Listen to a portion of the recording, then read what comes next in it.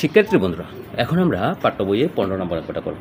দেখো, পাঠ্য বই 15 নম্বর অঙ্কে লেখা আছে একটি বর্গাকার ক্ষেত্রে এক বাহুর দৈর্ঘ্য 300 মিটার এবং বাইরে চারদিকে 4 মিটার চওড়া রাস্তা আছে। রাস্তাটির ক্ষেত্রফল কত সেটা বের করতে হবে। তো দেখো শিক্ষার্থী বন্ধুরা, আমরা যদি এমন করে আঁকি একটা বর্গক্ষেত্র 4টা বাহুই কী হয়, সমান হয়, তাহলে আমরা ধরে নিলাম এই যে 4টা বাহু সমান, এটা একটা বর্গক্ষেত্র আঁকলাম, ঠিক আছে। তাহলে বর্গক্ষেত্রের এক বাহুর দৈর্ঘ্য কত? এই যে 300 মিটার। তাহলে বর্গক্ষেত্রের প্রত্যেকটা বাহু যেহেতু সমান, সেহেতু আমরা প্রত্যেকটা বাহুই হচ্ছে 300 মিটার। তো আমরা বলি দেওয়া আছে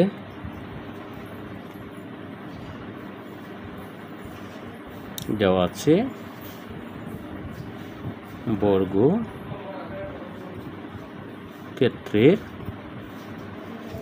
এক বাহুর দৈর্ঘ্য সমান কত? 300 মিটার। ওকে শিক্ষার্থী বন্ধুরা, তাহলে বর্গক্ষেত্রের ক্ষেত্রফল কত হবে? সুতরাং বর্গক্ষেত্রের ক্ষেত্রফল, তো ক্ষেত্রফলের সূত্র আমরা কি জানি? ক্ষেত্রফলের সূত্র আমরা জানি এক বাহুর দৈর্ঘ্য স্কোয়ার। বর্গক্ষেত্রের ক্ষেত্রফলের সূত্র হচ্ছে এক বাহুর দৈর্ঘ্য স্কোয়ার। তাহলে আমরা লিখি সূত্রটা, এক বাহুর দৈর্ঘ্য স্কোয়ার বর্গ একক। তাহলে এক বাহুর দৈর্ঘ্য কতটুকু আছে শিক্ষার্থী বন্ধুরা? এক বাহুর দৈর্ঘ্য আছে 300। তাহলে দিলাম 300, তাহলে 300-এর উপরে স্কোয়ার, তাহলে কী হবে? বর্গ মিটার। তাহলে 300-কে যদি স্কোয়ার করি, স্কোয়ারের মানে কি শিক্ষার্থী বন্ধুরা? স্কোয়ারের মানে হচ্ছে যে সংখ্যার উপরে স্কোয়ার থাকে এই সংখ্যাটা 2 বার গুণ, অর্থাৎ 300 গুণ 300। তাহলে 300 গুণ 300 যদি আমি করি, তাহলে ফল কত হয়? 3 3 হচ্ছে 9, আর হচ্ছে 4টা শূন্য হবে, অর্থাৎ 90,000 হবে। 90,000 বর্গমিটার। তো শিক্ষার্থী বন্ধুরা, আমরা কিন্তু পেয়ে গেলাম যে বর্গক্ষেত্রের ক্ষেত্রফল পেলাম, মানে এইটুকুর ক্ষেত্রফল পেলাম হচ্ছে 90,000 বর্গমিটার।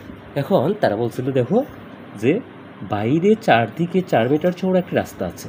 তাহলে এমনটা যদি হয়, রাস্তা যদি আমি দেখাইতে চাই, তাহলে ধরো এইভাবে দিলাম, দেখো এইভাবে দেখো একটা বর্গক্ষেত্র দিলাম। তাহলে চারদিকে 4 মিটার চওড়া রাস্তা, অর্থাৎ এইদিকে 4 মিটার, এইদিকে 4 মিটার, অর্থাৎ 8 মিটার। তাহলে আমরা লিখতে পারি যে বর্গক্ষেত্রটির বাহিরে 4 মিটার চওড়া রাস্তা আছে, এটা আমরা লিখে দিলাম। ওকে, তো 4 মিটার চওড়া রাস্তা আছে, তাহলে কী হবে? রাস্তা সহ এক বাহুর দৈর্ঘ্য। সুতরাং রাস্তা সহ বর্গক্ষেত্রে এক বাহুর দৈর্ঘ্য কী হবে? তাহলে হবে 300 যোগ কত করে বাড়তি? 4 মিটার। তাহলে দিব 4 গুণ 2, কী হবে? মিটার হবে। তাহলে এখানে লিখবো এই যে 4 হচ্ছে 8, আর 8 যদি যোগ করি 300-র সাথে, তাহলে লিখছে 308 মিটার। তো শিক্ষার্থী বন্ধুরা, রাস্তা সহ বর্গক্ষেত্রের এক বাহুর দৈর্ঘ্য পেলাম আমরা 308 মিটার। সুতরাং রাস্তা সহ বর্গক্ষেত্রের ক্ষেত্রফল, তাহলে বর্গক্ষেত্রের ক্ষেত্রফলের সূত্র তো আমরা জানি এক বাহুর দৈর্ঘ্য স্কোয়ার। তাহলে এক বাহুর দৈর্ঘ্য, এখন আর সূত্রটা লিখলাম না যে এক বাহুর দৈর্ঘ্য স্কোয়ার, এক বাহুর দৈর্ঘ্য কী আছে? 308। তাহলে 308, তাহলে স্কোয়ার বর্গ মিটার। ওকে শিক্ষার্থী বন্ধুরা, এখন 308-কে যদি আমরা স্কোয়ার করি, 308-কে স্কোয়ার করার মানে কি?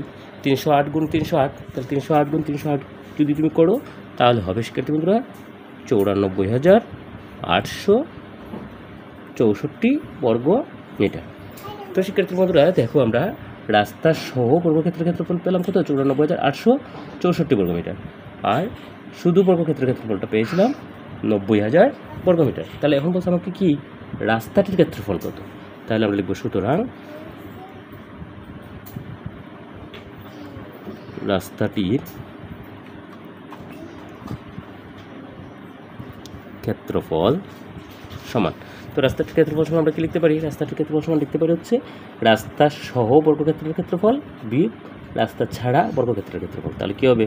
রাস্তা সহ বর্গক্ষেত্রের ক্ষেত্রফল আছে 94,864 আর বিয়োগ রাস্তা ছাড়া আছে বর্গক্ষেত্রের ক্ষেত্রফল কত? 90,000। এটা হচ্ছে বর্গমিটার।